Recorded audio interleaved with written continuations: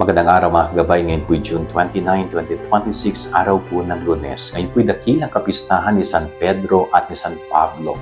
Sila po ay mga piniling alagad ng ating Panginoon. Sila ay kabilang sa mga apostol ng ating Panginoon.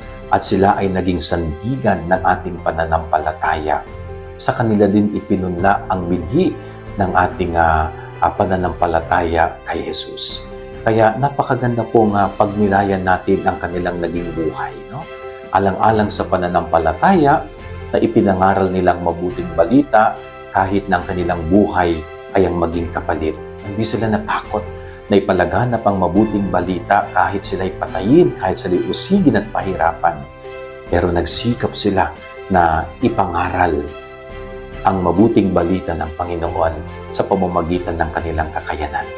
Kaya ito po'y nakaka-inspire. No? Sana tayo'y maging San Pedro at maging San Pablo ng pananampalataya.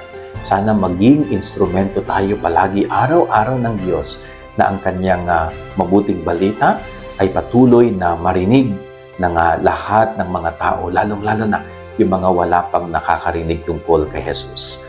Yan ang ating gabay-alang maghapon. God bless po sa inyo lahat. Pagpalain kayo ng Panginoon.